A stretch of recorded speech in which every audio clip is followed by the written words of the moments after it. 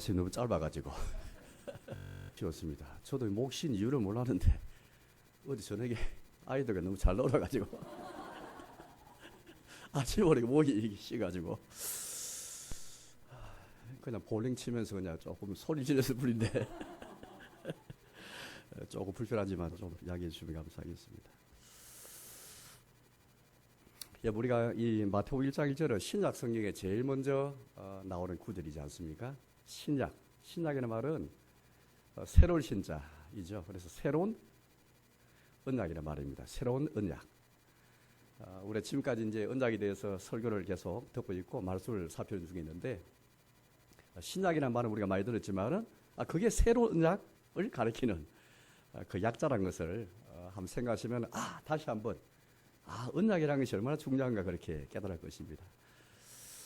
아마 저도 그렇고 여러분도 그렇고 성경에서 언약이라는 말이 잘 눈에 안 띄니까 언약에 대해서 우리가 잘 몰랐고 또 우리 하나님이 언약의 하나님인 줄 잘 몰랐지 않습니까? 그러니까 가만 우리가 성경을 연구해보니까 성경은 정말 언약이 얼마나 중요한지 언약이야말로 우리 신앙생활의 토대고 기초입니다.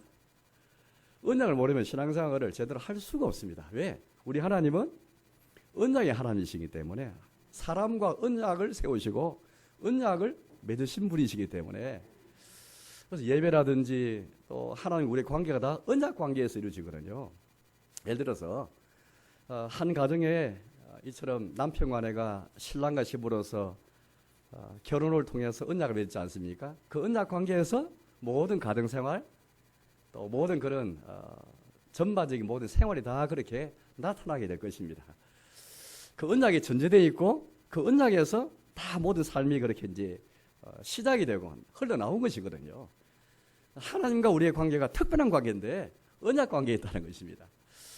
저는 언약을 생각할 때마다 이런 은혜가 있는가, 이런 복이 있는가.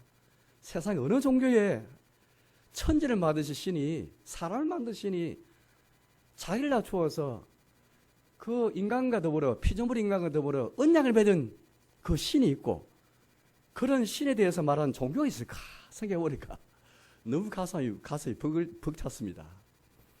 하나님이 자기를 낮추어서 언약의 형식을 빌려서 자기를 낮추지 않고는 이 언약을 맺을 수가 없잖아요. 왜냐하면 그 하나님은 온 우주를 창조한 하늘과 땅을 창조한 창조주고 또 사람은 그분의 피조물에 불과합니다.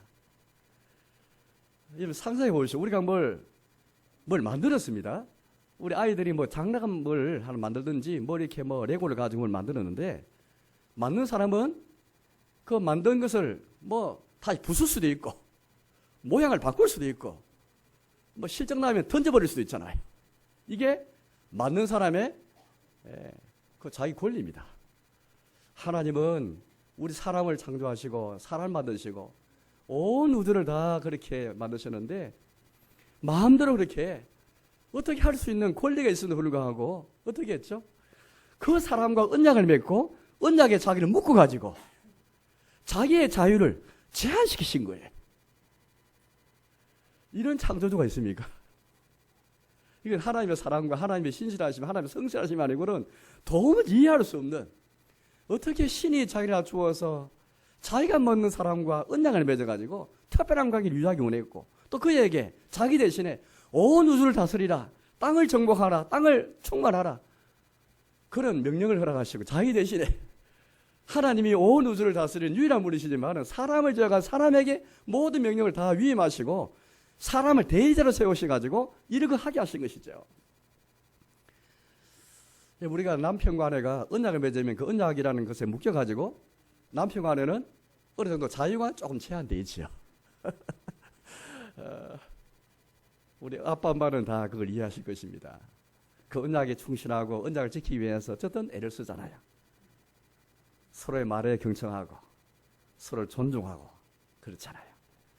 하나님이 구태의 언약이라는 걸 사람과 맺어가지고 거기에 묶여서 자기의 자유를 제한시킬 이유가 없는 분입니다. 사람 뭘 만들어서 만든 게 우리라면 얼마든지 그렇게 어떻게 할 수 있는 것이 우리의 권한에도 불구하고 그 권한을 그렇게 제한받는 것은 이룰 수가 없는 일이죠. 그 놀랍게도 여러분 더 감사한 것은 하나님이 옛날에 그렇게 모세와 더불어 이스라엘 백성과 더불어 언약 맺었지만은 더 감사한 것은 사람이 언약해가지고 그 언약을 지킬 수가 없었잖아요. 사람이 언약해가지고. 그래서 처음에 언약을 통해서 우리에게 십계명 주시고 율법 주셨지만은 그 하나님 법을 누구도 사람이 연약해서 지킬 수가 없었거든요. 너무 감사한 것은 하나님이 인간과 더불어 다시 새로운 언약을 세우셨다는 것. 신약을 세우셨고 새 언약을 세우셨다는 것. 이것만 감사한 일이 없습니다. 자기 아들 예수를 보내어서 그 예수의 피로 말미암아 충분한 예수를 통해서 그래서 우리 예수님이 뭐라 말했습니까? 내 피로 세우는 새 언약이다. 이 마태복음 1장은 단순히 1장의 타이틀일 뿐 아니라 마태복음의 타이틀일 뿐 아니라 신약 성경 안에 있는 27권 전체의 제목이기도 합니다.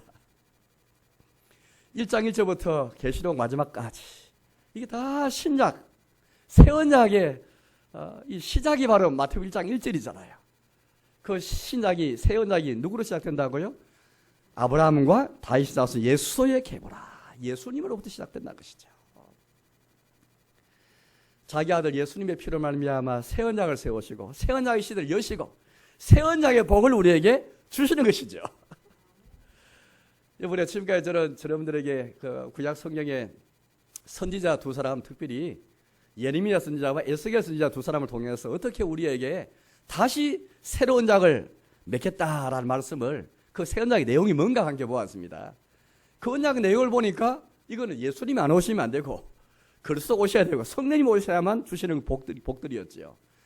다시는 하나님 우리의 죄를 기억도 안 하실 만큼 우리 죄를 용서하시고 우리를 정결하게 하실 뿐 아니라 이제는 우리의 마음판에 우리 양심에 하나님의 법이 새겨져 가지고 마음에서부터 마음으로 즐거워하면서 하나님의 법을 기쁨으로 섬길 수 있는 순종할 수 있는 그 능력 우리에게 주신 것이죠. 나아가서 하나님 우리 하나님 되시고 영원히 우리가 그분의 백성들이 복 이걸 우리에게 허락하신 것입니다. 이 새 언약의 복 이게 바로 예수님을 통해서 성령님을 통해서 예수님과 아버지 하나님 모래 성령님을 통해서 이 복이 우리에게 사실로 드러나는데 이제 우리는 우리 눈이 열려가지고 우리 눈이 감기면 이 복으로 모르는 거예요. 그래서 에베소서 말씀 보면은 사도 바울이 뭘 기도했습니까? 지혜와 계시의 성령님께서 저들과 함께 하셔서 우리 눈을 열어가지고 우리 마음 눈을 밝혀가지고 하나님 주신 복이 얼마나 큰지 좀 알게 해주시고 주의 능력이 얼마나 큰지 알게 해주시고 전 그 기도가 정말 갑자기 간단하게 생각이 나더랬습니다. 아 그렇구나. 이 새 언약의 약속된 복은 이미 예수님과 성령을 통해서 우리에게 현실로 사실로 드러났고 이제 이게 우리가 받으면 되는 믿음을 받으면 되는데 왜 못 받느냐 하면은 이게 복으로 안 보이는 거예요. 우리 마음의 눈이 어두워져 가지고. 그래서 우리가 참 성령님을 통해서 우리 기도를 많이 해야 될 것 같습니다. 성령님 우리의 마음 눈을 밝히셔 가지고 우리 눈을 조명하셔 가지고 이 복을 복으로 좀 볼 수 있도록. 저 오늘 특별히 오늘 이 설교를 통해서 두 가지를 설교하는데 오늘 제목에 나와 있는 것처럼 우리 구주의 이름이 뭔가? 오늘 구주 이름이 예수스도 그렇게 나와 있고요. 또 예수스도 계보에 대해서 우리에게 말하고 있습니다. 자, 오늘 두 가지 설교하면서 우리 구주 이름을 통해서 그 이름에 담겨 있는 그 뜻을 통해서 하나님의 뜻을 살펴보고 또 예수님의 계보를 통해서 어떻게 우리가 아는 것처럼 지금 우리가 그 예수님이 바로 우리 그리스도고 예수님이 바로 하나님 아들이 예수님이 바로 우리 구주가 되셨는데 어떻게 예수님께서 우리의 구주가 되시고 그리스도가 되셔서 새 언약의 시대를 여시고 새 언약의 복을 주시게 되는지 이게 계보는 계보. 이번 계보란 말은 기원이란 말이에요. 기원의 말인데 창세기는 한자말로 그야말로 세상을 창조한 그 창세기니까 그렇죠? 세상을 창조한 그 말씀이 바로 창세기라는 뜻에서 한자 나왔는데 원래는 이 우리말로는 창세기 되지만은 원래는 영어로 하면은 제네시스 해가지고 제네시스 하면은 제일 비싼 자동차 이름을 가리키죠. 제네시스. 그래서 이 자동차 제네시스는 말 그대로 기원을 이루는 그런 차다. 그런 뜻이 되겠죠. 뭔가 기원을 이루는 뭔가 혁명을 이루는 차라 해가지고 그 뜻을 남기는데, 여러분 영어로 그 제네시스가 GENESIS 이 들어가거든요. 처음에 GE가 들어가, GE. 근데 이 말이 여러분들 영어가 이 제네시스가 어떻게 하냐면은 창세기서하고 창세기란 말이고요. 두 번째는 이게 우리가 말하는 이제 뭐 제네시스하고 쭉 나온 자 말은 구약 성경, 신약 성경 명칭 이름이 어디 나왔냐면요. 원래는 그리스 사람을 위해서 성경이 번역된 걸 제가 말씀한 적이 있습니다. 예수님 오시기 구약 성경이죠, 구약 성경. 구약 성경이 예수님 오시기 전에, 왜냐하면 유대인들이 이제 흩어지지 않는 것이 없었고, 또 그 당시는 그리스 사람들이 온 세계를 접했다 보니까 마치 미국이 지금 온 세계를 접했듯이 어디 가도 영어가 써있었듯이 어디에 가더라도 그리스 말, 헬라 말이 다 통일된 거예요. 그래서 흩어진 유대인들, 다음 세대 유대인을 위해서 히브리어 된 구약 성경을 헬라어로 그리스 말로 번역을 했어요. 그게 예수님 오시 바로 직전 일입니다. 지금의 구약의 이 성경 39권 구약의 각 이름, 명칭이 어디 나오냐니까 그 책에서 다 나왔습니다. 그 책에서 창세기는 제네시스다 했는데요. 정확하게 말하면 영어로는 제네시스지만은 그리스 말로는 헤네이시스입니다. 헤네이시스. G를 아주 거친 히읗으로 발음하거든요. 그래서 헤네이시스로 말합니다. 그럼 헤네이시스가 뭐냐 하면 오늘 신약 성경에 여기에 계보란 말 속에 들어있습니다. 우리 계보란 말인데 우리 한자로 딱 두 글자 해보잖아요. 그렇지만은 이게 풀어서 말하면 두 글자가 붙은 말이에요. 뭐냐면 예수도의 나심 혹은 탄생, 기원의 책이란 말이에요. 기원과 책이라는 말이 붙어가지고 나왔는데 우리 한글은 그냥 계보 이렇게 아주 짧게 번역을 해버렸습니다. 원래는 예수도의 나심의 책이란 말입니다. 그럼 이 창세기하고 마태복음도 나심에 대한 책이고, 창세기도 나심, 그 기원에 가는 책이고, 마태복음도 기원에 가는 책이 똑같은 책이죠. 쉽게 말하면 창세기도 제네시스고 마태복음도 제네시스, 헤네시스에 관한 그런 책이 되겠습니다. 마태복음 1장 18절 말씀 보시면 이런 말씀 나오거든요. 1장 18절에 예수의 나심은 이러하니라. 나심이란 말이 바로 아까 헤네시스, 제네시스란 말입니다. 그래서 아까 예수도의 계보란 말, 예수도의 나심에 대한 책, 이게 계보라는 뜻이 되겠습니다. 1장 2절부터 보십시오. 낳고 나오잖아요. 이거는 동사고 나시면 명사죠. 그래서 낳고 이런 나심의 책, 예수도의 나심, 예수도의 기원에 대한 책이 바로 이 책이다. 여러분 이거 보면 이게 죽은 조상들에 관한 옛날 우리가 가진 족보처럼 우리가 다 족보책이 다 있잖아요. 저도 제 성에 대한 그런 족보책을 본 적이 있습니다만은 족보가 다 우리게 있잖아요. 뭐 어느 종교, 어느 신화에 보면 다 족보가 있습니다. 다 자기 족보에 대해서 다 이야기하거든요. 자기 계보에 대해서 말하는데, 그런데 우리 성경은 마태복음 1장 1절은 이 계보는 죽은 조상들의 계보에 대한 책만 아닙니다. 왜냐하면은 이 계보라는 것은 죽은 사람을 그냥 나이를 정도가 아니고 관점, 어떤 관점에서 지난 과거의 조상들을 언급하는가, 이게 중요하거든요.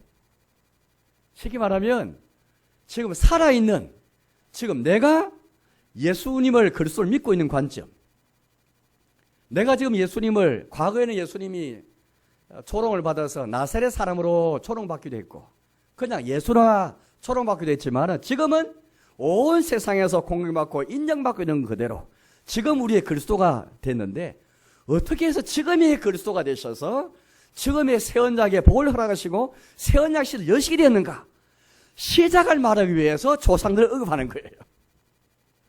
이건 창세기 말씀 보시면 창세기 10가지의 이 나심에 대해서 말하고 있습니다.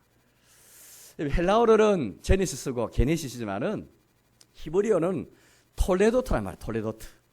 10개의 톨레도트란 말이 나오거든요. 복잡해지는데, 창세기 2장 보면은 천지 창조의 대략이란 말이 나옵니다. 5장 보면은 아담의 계보란 말이 나와요. 이게 창세기를 쭉 보면은 계속 나오면서 계보, 대략 이런 말로 계속해서 기원에 대한 그런 내용이 10가지 나와요. 히브리어는 톨레도트란 말이에요.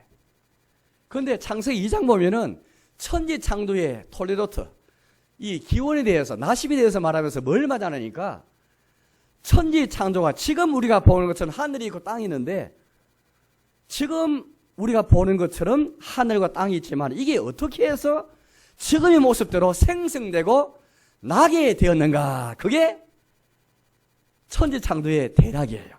기원입니다. 또 5장에 보면 아담의 계보가 나오거든요. 저 아담이란 말은 사람이에요, 사람. 아담이란 말은 사람과 사람의 뜻을 갖고 있거든요.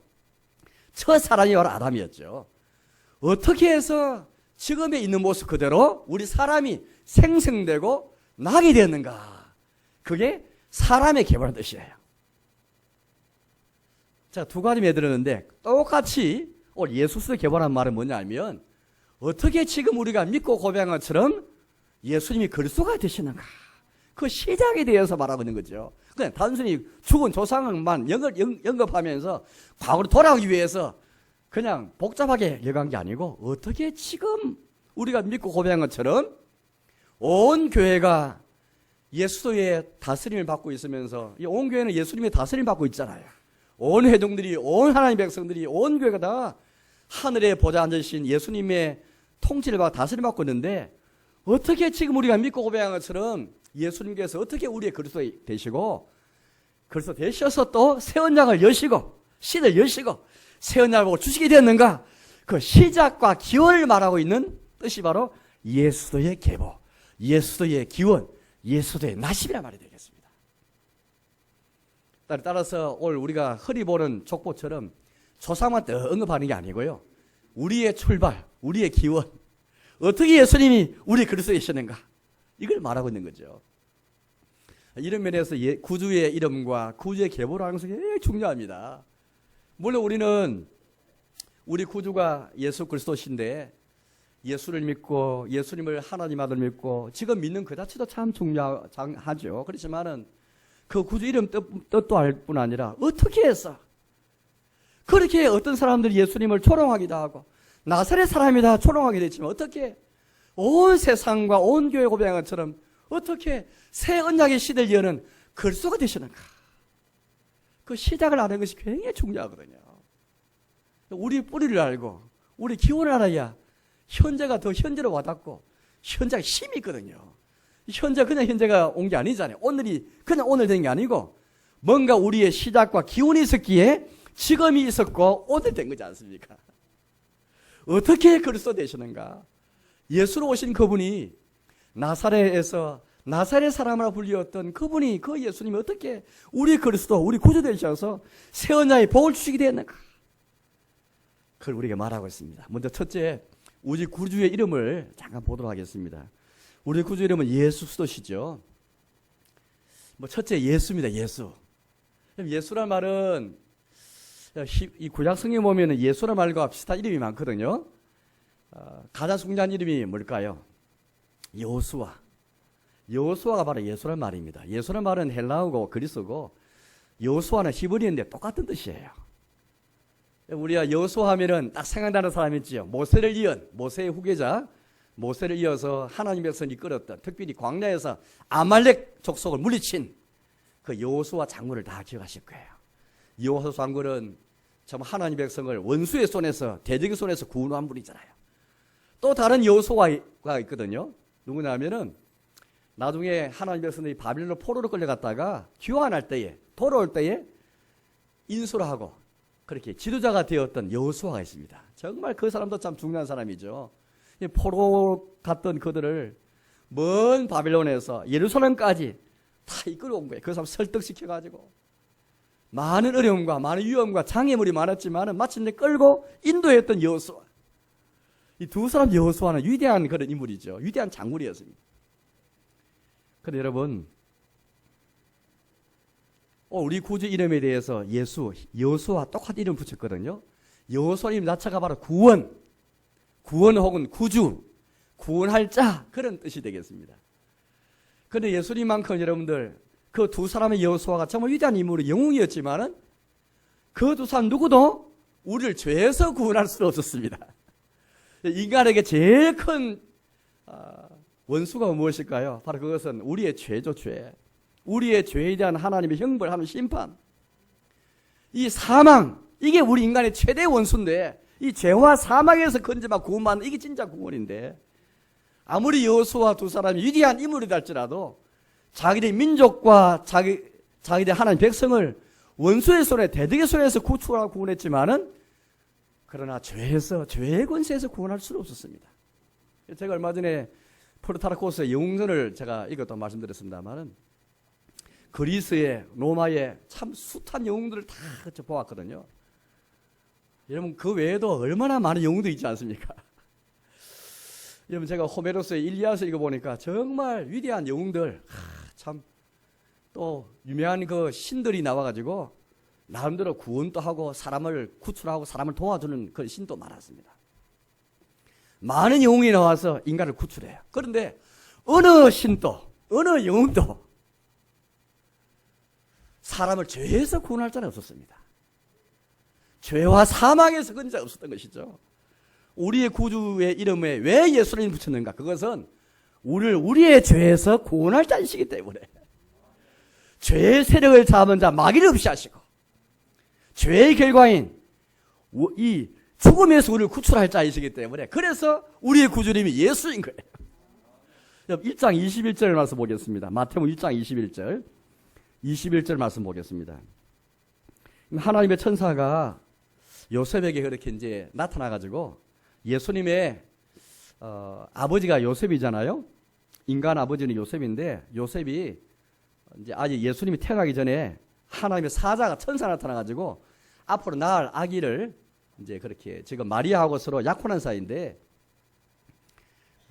앞으로 태어날 그 이름을, 그 아이 이름을 예수라라 그래 말하고 있는데, 뜻이 뭔지를 나와 있습니다. 1장 21절 함께 같이 읽어보겠습니다. 아들을 낳으리니 이름을 예수라 하라. 이는 그가 자기 백성을 그들의 죄에서 구원할 자이심이라 하니라. 아멘. 자기 백성 어디에서요? 그들의 죄에서. 죄에서 구원할 자는 이 구주 예수님밖에 없는 것이죠.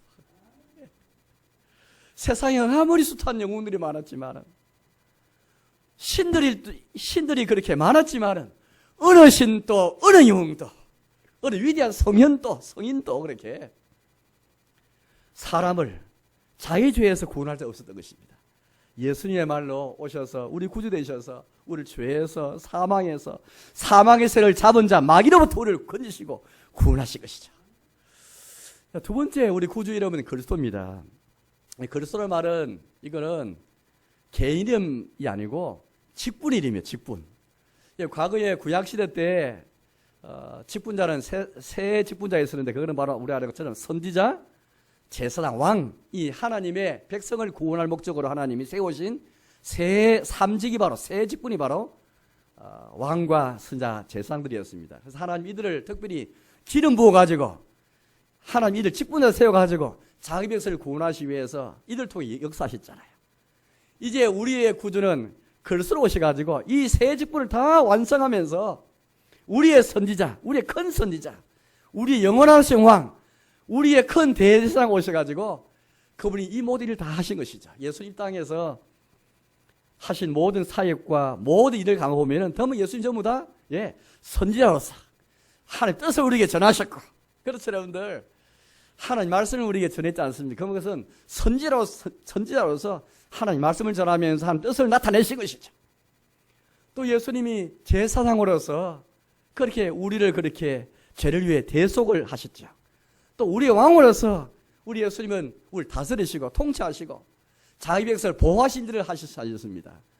이제 그뿐 아니라 예수님은 지상에서 그럴 뿐 아니라 천상에 올라가셔가지고 부활하시고 하늘에 오르셔서 여전히 지금의 우리의 선지자를 통해서 우리의 왕으로서 우리 대제사장으로서 지금 또 일하고 계신 분이시죠.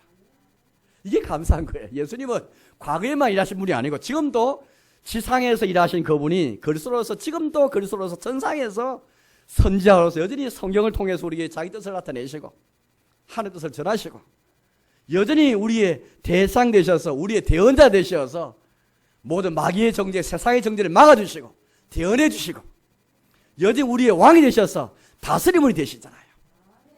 이게 우리 구주 이름입니다. 우리 사랑하는 어린이 여러분, 학생 여러분, 우리 구주님이 예수신 것, 그리스도신 것, 여기에 벌써 하나님 뜻이 다 나타나는 것이죠. 이것으로서 신약이 시작되어지고 이것으로 새 언약의 복이 어떻게 그렇게 나타나게 되는가, 우리에게 너무 잘 보여지고 있습니다. 두 번째, 저는 이제 우리 구주의 계보에 대해서 그렇게 말씀을 설교를 할까 합니다. 우리 예수님의 계보를 말하면서 1절에 보니까 아브라함과 다윗의 자손이 다 나옵니다. 이 아브라함과 다윗은 정말 구약의 유명한 인물이잖아요.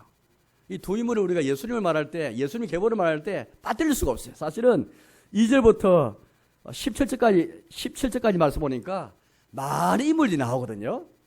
아브라함과 다윗 외에도 많은 인물이 나옵니다. 그런데 그 인물 가운데 두 사람을 다 꼬집어서 아브라함과 다윗의 자손, 그렇게 말하고 있습니다.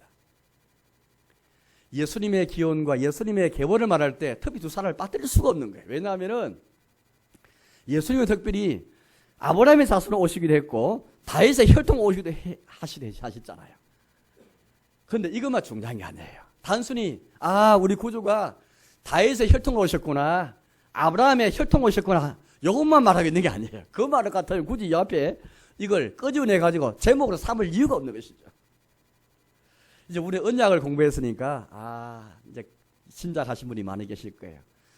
우리 예수님은, 우리 신약 새 언약의 시대를 여신 예수님은, 새 언약의 복을 주기 온 예수님은 어떻게 그리스도 되셨는가, 어떻게 새 언약 시대를 여셨는가. 바로 그것은 아브라함의 혈통으로 오시고 다윗의 혈통으로 오실 뿐 아니라 아브라함이 하신 언약을 지키시고 다윗에게 하신 언약을 지키시고 지키심으로써 우리의 그리스도가 되셨고 새 언약 시대를 여신 것이죠. 이게 계보예요, 계보.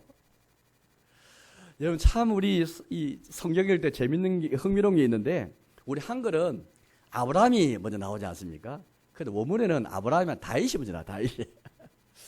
우리 한글 성경은 아브라함이 조금 이제, 아브라함은 예수님 오시기 2000년에 살았고, 또 다윗은 1000년에 살았으니까 1000년을 그렇게 이 거리가 있는 사람이잖아요. 그러니까 아브라함이 먼저 살았으니까 아브라함이 먼저 이렇게 내세운 것 같은데, 원문에는 다윗이 먼저 나와요. 정확하게는 다윗의 자손, 아브라함의 자손. 우리는 그냥 뭉뚱그려서 아브라함과 다윗의 자손이다 그렇게 알고, 다윗의 자손, 아브라함의 자손, 예수도의 계보라, 그렇게 나와 있습니다. 예수님 당시 유대인들은 그리스도 하면은 다윗의 자손인 것을 다 알았어요. 그래서 우리가 여러분 신약 성경에 보면은 예수님 만났던 예루살렘 가운데 예수님을 가리켜서 뭐라 그랬죠? 다윗의 자손이야 부르잖아요. 아브라함의 자손이야 부른 적이 없습니다. 모든 사람은 다 그리스도 오시면은 무너진 다윗의 장막을 재건하고 무너진 다윗의 나라를 세울 그 그리스도, 반드시 그리스도가 다윗 자손일 것을 간절히 믿는 것이죠. 그냥 유대인이 믿음하면 그런 게 아니고, 진짜로 예수님은 진짜로 우리 이제 구약 성경 보시면 우리가 사무엘하 7장 말씀 본 것처럼 여호와 하나님께서 다윗과 언약 맺으시면서 너의 씨에서 그리스도 오실 것을 약속하셨지 않습니까? 그래서 로마서 1장 말씀 보면은 이런 말씀 있습니다. 육신으로는 예수님에 대해서 말하면서, 하나님의 아들에 대해서 말하면서, 이 아들로 말하면, 이 딸에 관해 말하자면 육신으로는 누구 혈통에서 나셨고 다윗의 혈통에서 나셨고, 성결의 영으로는 죽은 자 가운데서 부활하여 하면서 쭉 설명하고 있습니다. 바울 노마교에 보낸 그 편지 서두에 보면은 하나님의 아들에 관해서 말하면서 육신으로는 다윗의 혈통에서 나셨고, 사도 바울이 BCD 안도에 가서 설교할 때도 그래 설교했죠. 하나님이 약속하신 대로 이 사람 다윗의 후손에서 구주를 세우셨으니 곧 예수 그리스도라.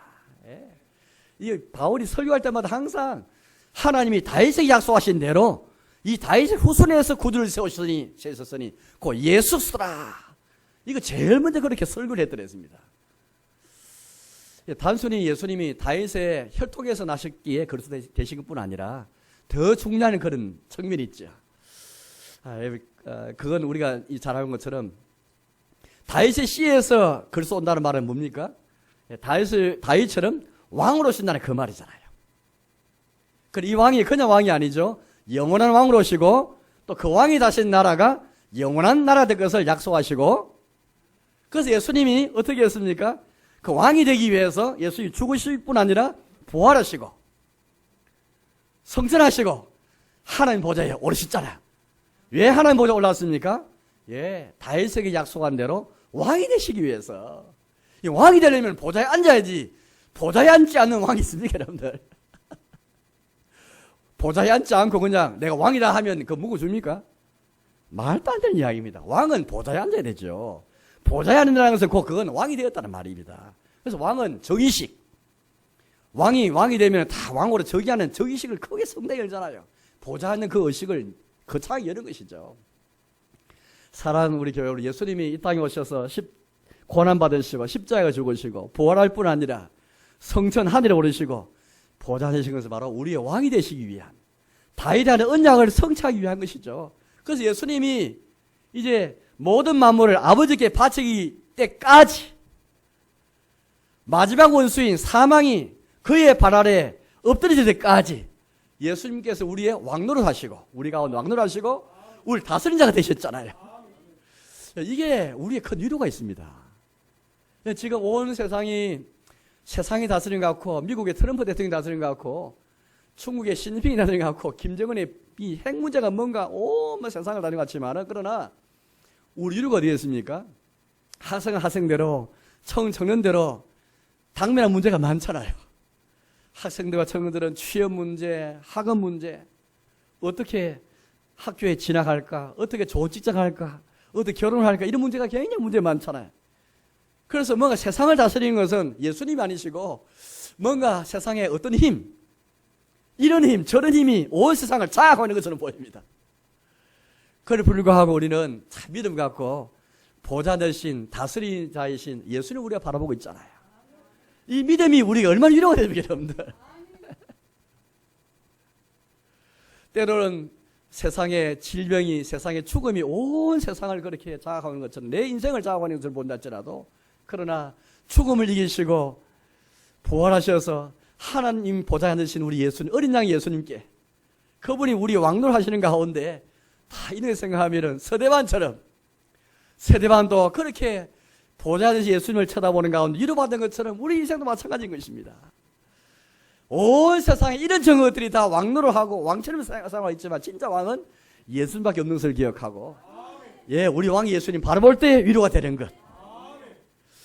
바로 예수님은 여호와께서 다윗에 가신 언약, 예, 왕이 될 거라는 언약, 영원한 왕이 되고 그 왕이 다스릴 영원한 나라, 그걸 여호와께서 다윗이 언약하시는데, 그 언약을 이루시기 위해서 예수님이 오셔서 예루살렘 성 입성할 때에도 다 그렇게 서가라 9장 9절에 약속한 것처럼 나귀 새끼를 타고 왕처럼 입성하셨잖아요. 서가라 9장 말씀 보시면은 서가라 선자 예언했잖아요. 장차 왕이 임하나니 보라 내 왕이 내게 임하나니 나귀 새끼를 타고 임할 것을 말씀하셨죠. 세상 왕이라면 준말을 타고 정말 장엄하게 그렇게 성으로 탁 들어와야 되는데, 우리의 왕이 임하실 때 타신 그 나귀 새끼는 뭘 가리킵니까? 정말 겸손하여서, 온유하여서, 세상 왕과는 질적으로 다른 신령한 나라의 왕이시기 때문에, 하나님의 나라의 왕이시기 때문에 세상적인 방법이 아니고 권세와 군림하는 식으로 왕이 아니고 정말 섬기고 겸손하고 온유한 왕으로서, 목자 같은 왕으로서, 제사장 같은 왕으로서 임하시는 것, 이걸 다 우리의 그렇게 예수님이 실제 그런 모습을 보이시면서 언약을 이루시고 약속을 이루셨잖아. 이게 얼마나 이루어야 됩니까, 여러분들? 이 예수님이 왕인 왕인데 포악하게 폭군처럼 다스린 왕이 있다 하면 어찌 되겠습니까, 여러분들? 옛날에 제가 이제 최근에 이제 몇 개 책 읽어보니까 세네카의 이 화를 다스리는 법에 대해서 한번 책을 읽었는데, 거의 뭐 거꾸로 얼마나 이 화를 내고 분노하는 것이 얼마나 무서운지, 뭐 네로 같은 황제뿐 아니라 아무리 선한 왕이라 할지라도 화가 나면은 친구도 그렇게 창을 던져 죽여버리고, 예, 그만큼 이 권세자들이 화를 내면은 얼마나 무서운지 권세를 이용해가지고 친구도 죽여버려요. 왕의 권세가 그만큼 당당하다는 것이죠. 고레스라든지 성경에 나오는 고레스, 다리오 같은 왕도 보면 굉장히 포악한 왕들이었습니다. 얼마나 포악하든지 조금만 화가 나면 옆에 있는 사람이 다 죽어버려요. 심지어 신하의 아버지도 죽여버리고 아들도 죽여버리고 조금만 기분 딱 거스리면 이 왕은 그걸 지위를 위해서 사람을 죽이는 것을 파리를 죽이는 이상으로 다 봐서 이겼던 거 제가 보면서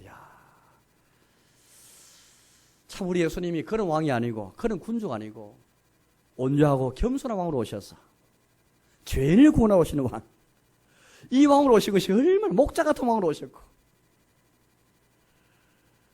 제사장 같은 왕으로 오셔가지고 사람을 대신하는 그런 사람을 위하는 그 왕으로 오신 게 얼마나 감사한지.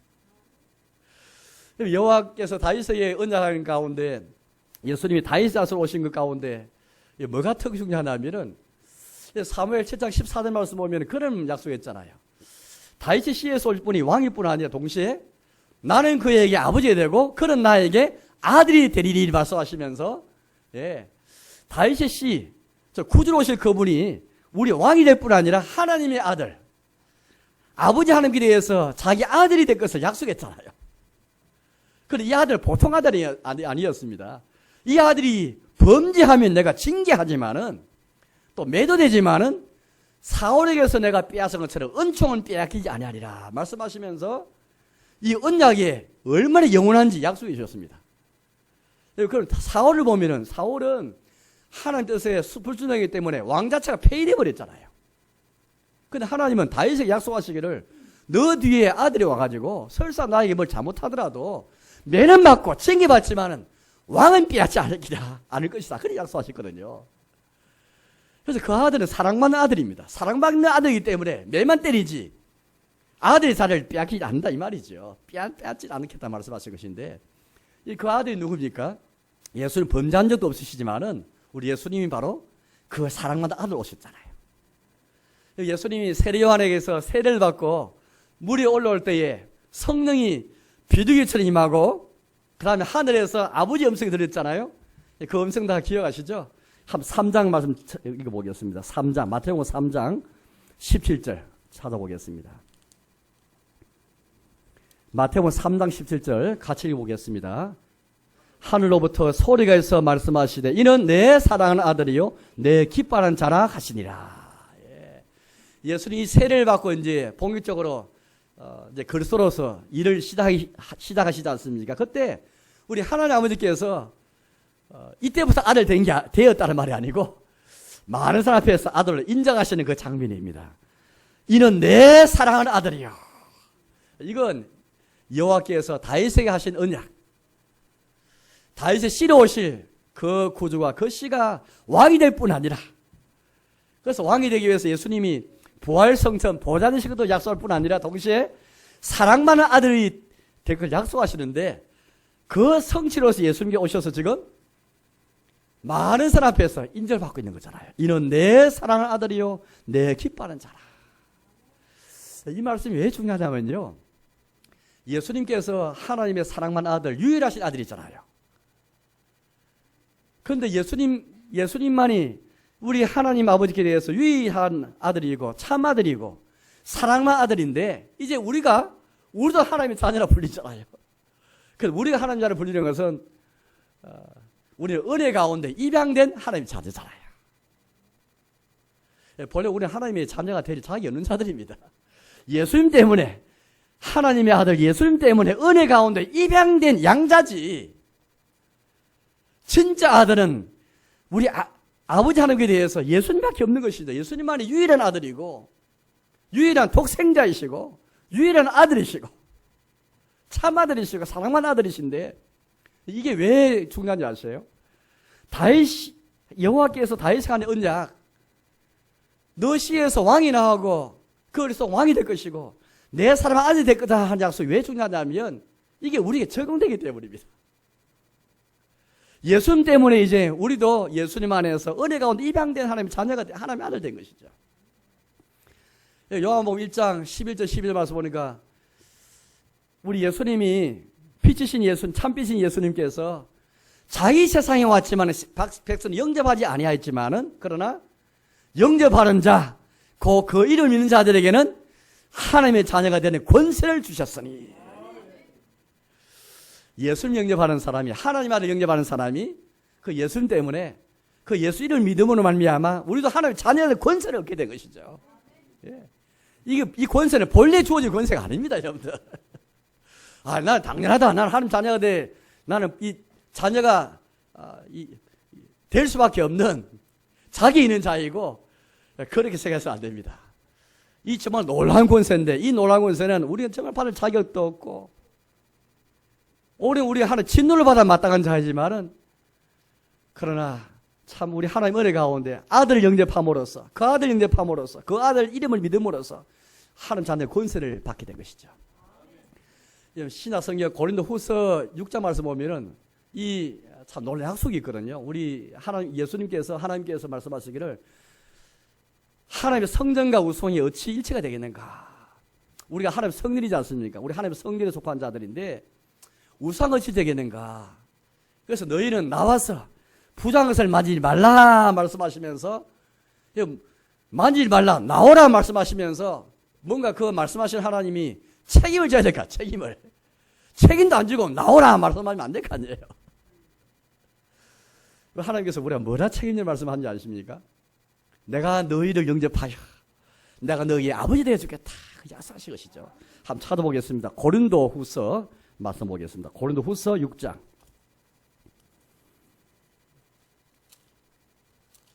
고린도 후서 6장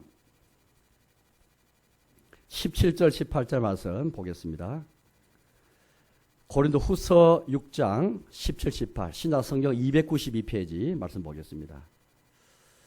292페이지 신약 성경 고린도 후서 6장 17, 18 같이 읽겠습니다.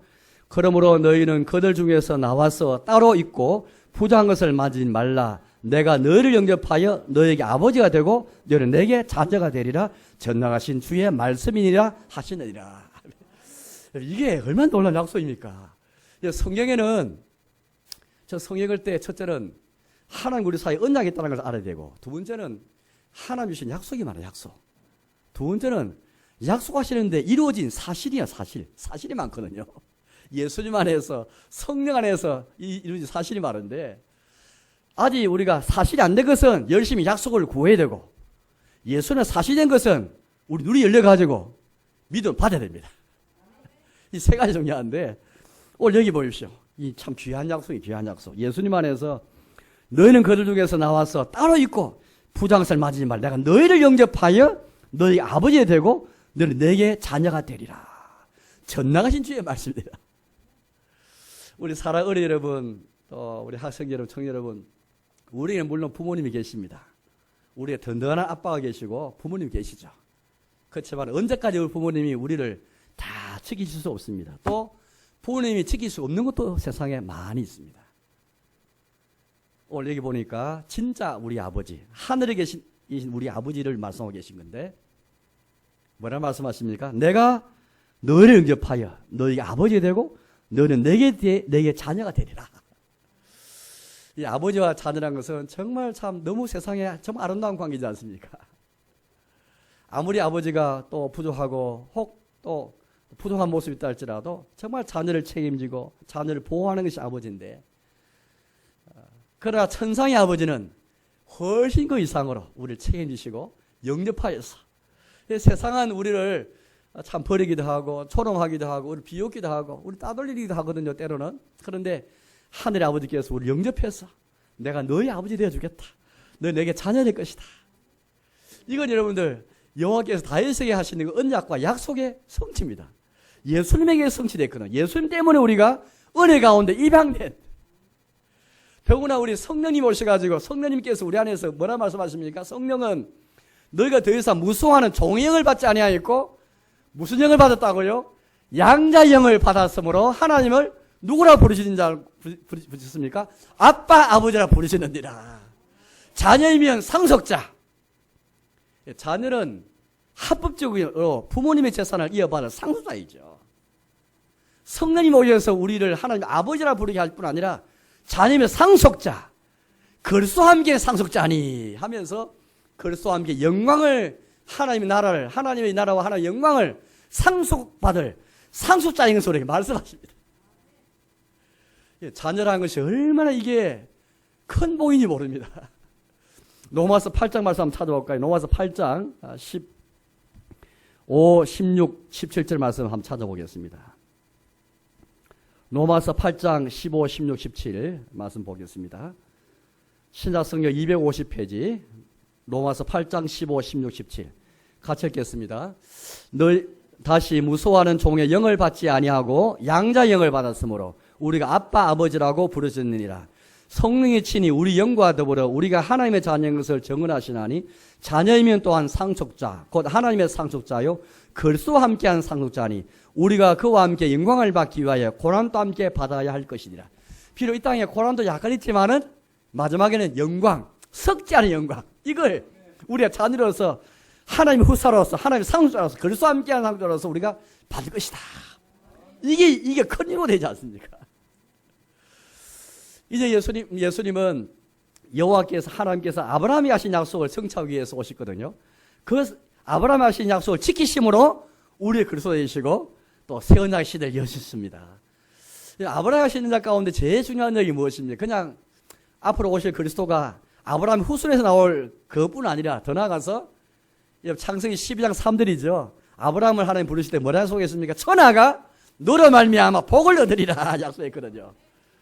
이게 도대체 무슨 말입니까? 천하라는 것은 모든 민족이 다 들어갑니다.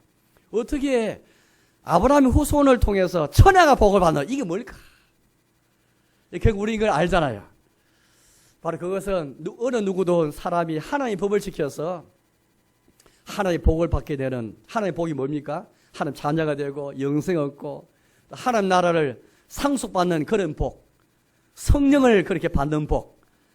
이 복은 우리 하나님의 법을 지켜서는 절대 안 되잖아요. 오늘 법을 지키려다가 우리는 법이 명한 대로 정죄를 받고 죄인으로 낙인 찍히고 저주를 받는 그런 자가 되어버렸잖아요. 우리는 법을 열심히 지키려 하지만 그러나 누구도 하나님의 법을 다 지킬 수 없어가지고 다 하나님 앞에서 어렵다 인정받지 못하고 하나님 자녀가 될 수 없는. 그래서 우리 십계명 보고 율법을 보면서 우리는 내가 죄인 것을 깨닫잖아요. 아, 누구도 못 지키구나. 그래서 우리 예수님이 어떻게 오셨습니까? 예수님 오셔가지고 우리 대신에 우리가 받을 율법의 저주를 다 자기가 다 받으셔서 십자가에 죽으셔서 모든 저주를 다 담당하셨고 또 예수님 오셔서 뭘 했습니까? 예수님 오셔서 율법이 요구하는 바 모든 의를 자신의 순종을 통해 다 이루셨고 이제 자기 믿는 자에게 이 의를 우리에게 다 주시고 순종을 주시고 하나님 자녀가 되는 복을 다 주시고 성령의 복을 다 주셨잖아요. 그래서 천하가 다 너로 말 복을 받으리라. 이제는 유대인이기 때문에 복 받는 게 아니고 아브라함의 육체의 혈통인 유대인만 복 받는 게 아니고 모든 민족이 다 오직 믿음으로 오직 하나님의 은혜 가운데 누구도 예수를 믿음으로 법을 지켜서가 아니에요. 법을 지킬 것 같으면 유대인이든 이방인 누구도 하나님의 자녀 될 수 없고 영생의 복을 받을 수 없고 성령의 복을 받을 수 없는데 오직 믿음으로 오직 하나님의 은혜 가운데 모든 민족이 다 복 받는 이걸 여호와께서 아브라함이 약속하셨잖아요. 하나님께서 아브라함에 주신 언약이 바로 이 복이었습니다. 창세기 15장 보면은 아브라함도 하나님께서 너의 자손이 이와 같으리 하시면서 자 하늘의 별처럼 바닥의 모래알처럼 많게 하리라 하시면서 하늘 참 밤에 밖에 데려가다가 별을 보게 하시고 그때 아브라함은 여호와를 믿으니 여호와께서 이를 의로 여기시고 누구든지 일신칭이 오직 믿음으로 하나님 앞에 어렵게 되어서 하나님 자녀가 되어 영생 얻는 이 복 이걸 아브라함이 언약하셨고 아브라함도 그 복 받았고 이 방식을 통해서 모든 민족이 다 유대인뿐 아니라 다 하나님 복을 받을 것을 아브라함이 언약하셨는데 그 예수님이 우리를 대신해 오셔가지고 이 예수님 안에서 아브라함에게 미친 이 아브라함의 약속 복이 다 이루어지게 되었잖아요. 그래서 예수님이 다윗의 자손일 뿐 아니라 아브라함의 자손으로 오셔가지고 아브라함이 하신 언약을 지키심으로 그리스도가 되셨고 약속한 대로 지키셨고 그래서 그리스도가 되셨고 새 언약 시대를 여시게 된 거거든요. 근데 여러분 여기에는 위로가 있습니다. 위로가 있을 뿐 아니라 경고도 있습니다. 경고. 왜냐하면 유대인들, 예수님 유대인들은 모든 민족이 모든 천하가 다 너를 복음받으리라 이 말씀을 제대로 못 깨닫고 어떻게 했습니까? 우리는 아브라함의 혈통이다 생각하면서 겉으로 할례 받았고 언약의 표를 받았고 아브라함이 우리 조상이다 우리 혈통이다 생각하면서 이걸 갖고 하나님 자녀인 것처럼 행세했거든요. 거기에 대해서 뭐라 말합니까? 다시 마태복음 돌아갔어요. 마태복음 3장 말씀 보시죠. 마태복음 3장 이렇게 우리 예수님께서 아주 그렇게 우리에게 말씀해 주셨습니다. 마태복음 3장 6절 8절 9절입니다. 3장 8절 9절 마태복음 3장 8절 9절 같이 읽겠습니다. 그러므로 회개에 합당한 열매를 맺고 속으로 아브라함이 우리 조상이라고 생각하지 말라. 내가 너에게 이르노니 하나님이 능히 이 돌들로도 아브라함의 자손이 되게 하시리라. 누가 어떻게 아브라함의 자손 됩니까? 오직 믿음으로 아브라함의 자손 되는 것이지 혈통 되는 게 아니잖아요. 그 유대인들이 너무나 안일하게 신앙생활을 하면서 아브라함이 주시는 언약을 모르고 이게 무지했을 뿐 아니라 잘못된 신앙을 갖고 이런 삐뚤린 신앙을 갖고 있으면서 회개에 합당 열매가 없이 혈통을 하면 속으로 아브라함 우리 조상이다. 우리 아브라함의 자녀다. 우리 하나님의 자녀라 생각했거든요. 뿐만 아니라 8장도 보겠습니다. 8장. 마태복음 8장을 볼게요. 마태복음 8장. 8장 11절 12절 보겠습니다. 마태복음 8장 11절 12절 같이 읽겠습니다. 또 너희에게 이르노니 동서로부터 많은 사람이 이르러 아브라함과 이삭과 야곱과 함께 천국에 앉으려니와 그 나라의 본 자손들은 바깥 어두운 데 쫓겨나 거기서 울며 이를 갈게 되리라. 백부장 로마 사람이 유대인이 아닌 이방이라 부를 수 있는 로마의 백부장이 자기 신하가 중풍병에 걸리는데 예수님이 찾아와서 자기 병도 아니고 내 신하에 내 부하에 중풍병을 고쳐주십시오. 그렇게 이제 예수님이 간청했잖아요. 그때 예수님이 내가 이만한 믿음을 이스라엘 가운데 내가 못 보았다. 그렇게 말씀하시면서 겉으로만 아버지 자손인 것처럼 말하는 그들을 경고하시면서 그 나라의 본자손들은 바깥 어두운 데 쫓겨나 거기서 울며 이를 가게 되리라. 동서로부터 동서란 무슨 말이겠습니까? 예, 유대인뿐 아니라 동서로부터 유대인이 아닌 모든 천하에서 다 그렇게 하나님이 사람 불러 모아가지고 아브라함 자손 되게 하실 그걸 우리에게 미리 말씀하신 것이거든요. 마태복음 28장 우리가 성교 명령, 지상 대명령을 잘 아시잖아요. 너희는 가서 모든 민족으로 제자를 삼고 말씀했지 않습니까? 이 마태복음 28장은 마태복음의 제일 마지막 장이잖아요. 마태복음 1장하고 28장은 같이 다 어우러져요. 어떻게 어우러집니까? 예수님께서 아브라함 자손 오셔서 아브라함 자손을 통해서 그 그것을 통해서 모든 천하가 복을 받는 오직 믿음으로 오직 하나님의 은혜로 복을 받는 이걸 말씀하셨는데 마태 28장 마지막 장 어떻게 합니까? 이 복을 이제 실행을 시켜라. 예수님을 말미암아 유대인뿐 아니라 모든 민족이 다 복받는 이 명령을 이게 바로 선교가 전도인데 전도 선교 이 무슨 그 내용이 뭡니까? 예수님 안에서 모든 천하가 예수님 믿음으로 모든 민족이 복을 받는 오직 믿음으로 오직 하나님의 은혜 가운데 영생 얻고 천국 가게 되는 이 복 이걸 너희가 가서 모든 민족 가서 그렇게 세례를 주면서 내가 너희의 명한 모든 것을 가르치게 하면서 교회를 세우면서 아브라함의 복을 전파하라. 예, 마태가 특별히 없는데 이 마태복음은 유대인들 교회 안에 들어온 유대인들을 위한 그런 복음서거든요. 교회 안에 들어온 모든 유대인들 과거 다 유대인들이었습니다. 이 사람한테 복음서를 전하면서 마태복음 28장은 벅찬 아브라함의 언약을 다 기억하면서 예수님이 아브라함의 언약을 이루기 위해서 오신 분인데 천하가 다 복을 받을 것이다. 예수님 안에 이루어졌는데 이걸 너희가 이제 실천에 옮겨라. 이게 마태복음 28장 말씀이잖아요. 모든 민족에 왜 가라 말씀하십니까? 왜? 예수님 때문에 모든 민족이 복받는 길이 생기기 때문에. 따라서 우리 예수님 때문에 모든 민족이 복받는 이 길을 알았다면 왜 선교하고 왜 모든 민족이 흩어져 가지고 복음 전해야 되는 이유를 여기에 이제 아는 겁니다. 왜 모든 민족에게 모든 열방이 흩어져서 복음 전해야 되는가? 일찍이 하나님께서 아브라함 약속하신 것이기 때문에 아브라함 언약을 지키기 위해서 예수님이 오셔서 지키심으로써 우리의 구주 그리스도 되셨고 새로운 날씨를 여시기 때문이죠. 이제 말씀 듣겠습니다. 사랑하는 여러분, 오늘 구주의 이름에 대해서 설교할 구주의 계보에 대해서는 저는 말씀드렸습니다.